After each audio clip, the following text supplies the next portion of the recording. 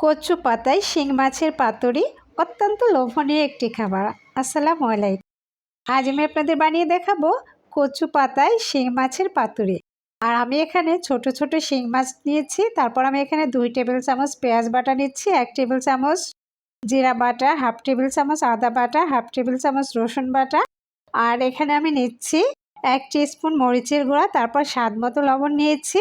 আর এখানে আমি নিচ্ছি পরিমাণ মতো হলুদ। সমস্ত কিছু আমি মাছের সাথে খুব ভালোভাবে এভাবে হাত দিয়ে মেখে নিচ্ছি। আর মাছটা কিন্তু এভাবে সুন্দর করে মেখে নিব। তবে এখানে আমি অ্যাড করে দিচ্ছি তেল। আর তেলটা দিয়ে আমি আরও কিছুক্ষণ সুন্দর করে মাছটা এভাবে মাখিয়ে নিব। হাতে মাখিয়ে কচু পাতায় শিং মাছের পাতুরিটা কিন্তু অত্যন্ত লোভনীয় একটি খাবার। গরম ভাতের সাথে অসম্ভব ভালো লাগে খাইতে। যারা কখনোই এটা ট্রাই করেননি অবশ্যই একটু ট্রাই করে দেখতে পারেন। তো এই যে আমি যে পাত্রে এটা সেট করব সেই পাত্রে অল্প পরিমাণ তেল ব্রাশ করে নিলাম। তারপর আমি এখানে নিয়েছি কচু পাতা। কচু পাতাগুলো আমি আগের থেকে ধুয়ে তারপর পরিষ্কার করে নিয়েছিলাম। আর এখন এই যে প্যানে প্রথমত 2টা কচু পাতা দিয়ে দিলাম। তারপর আমি এই কচু পাতার উপরে এখন দিয়ে দিচ্ছি এই যে হাতে মাখিয়ে রাখা সেই শিং মাছ। আর এইভাবে হাতে মাখিয়ে শিং মাছ কচু পাতায় পাতুরি করলে কিন্তু অসম্ভব মজার হয়। গরম ভাতের সাথে এই পাতুরিটা কিন্তু অসম্ভব ভালো লাগে খেতে। আপনি যাকে এই পাতুরিটা বানিয়ে খাওয়াবেন সেই কিন্তু প্রশংসার ঝড় তুলে দিবে, কারণ এই পাতুরিটা এতটাই মজার হয়। যে কোনো রিচ খাবার রেখেই কিন্তু এই পাতুরিটাই শুধু খাইতে ইচ্ছে করবে। আর এই যে এখানে আমি কয়েকটা কাঁচা পাকা মরিচ অ্যাড করে দিচ্ছি। তারপর আমি এখানে এই পাতুরির স্বাদ এবং সুগন্ধ আনার জন্য এর ভিতরে 4 থেকে 5টা এই যে এভাবে লেবুর পাতা দিয়ে দিচ্ছি। লেবুর পাতা দিলে কিন্তু অসম্ভব সুন্দর একটা ফ্লেভার আসে।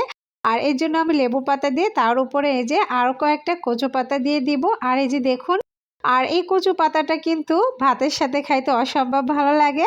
আর আমি এখানে 4টা কচু পাতা দিয়েছি, নিচেই 2টা উপরে 2টা দিয়ে এভাবে ঠিক 4-5টা ভালোভাবে এভাবে আটকিয়ে দিচ্ছি। আর ঘরে যে টুথপিন থাকে সেই টুথপিন দিয়ে আমি এভাবে আটকিয়ে দিচ্ছি। আপনার ঘরে যদি টুথপিন না থাকে আপনি কিন্তু এটা সুতা দিয়েও বেঁধে নিতে পারেন। তো এই যে টুথপিন দিয়ে দিলেই কিন্তু বেশি ভালো হয়, এটা খুলতেও খুব সুবিধা হয়। আর এই যে দেখুন টুথপিন দিয়ে খুব ভালোভাবে আটকিয়ে দিচ্ছি।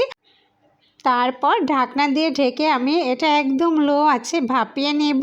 আর এই যে দেখুন একদম লো আছে আমি ভাপিয়ে নিলাম। আর ভাপিয়ে আমি চেক করে দেখছি নিচে কতটা হয়েছে। তবে আপনি একটু খেয়াল করবেন যেন পুড়ে না যায়। নিচের পাটটা একদমই পারফেক্ট হয়েছে। এখন আমি এটা উল্টিয়ে দেব। তার জন্য এভাবে একটা মাটির পাত্র দিয়ে আমি ঠিক এভাবে উল্টিয়ে নিলাম। এই যে দেখুন এভাবে উল্টিয়ে নিলে এই পাতাটা ভেঙে যাবে না, একদম আস্ত থাকবে। তারপর এই যে এখানে আবারও আমি দিয়ে দিচ্ছি। এবারে আমি আবারও ঢাকনা দিয়ে ঢেকে এটা আরও কিছুক্ষণ আমি ভাপিয়ে নিলাম। আর একদম পারফেক্ট হয়েছে। আর এখন এটা আমি নামিয়ে নিচ্ছি। আর নামিয়ে যখনই কিছুটা ঠান্ডা হয়েছে ঠিক তখনই আমি পিনগুলো এভাবে তুলে নিচ্ছি। মাশাআল্লাহ অসম্ভব সুন্দর হয়েছে। দেখুন পাতাগুলো একদম পুড়ে যায়নি।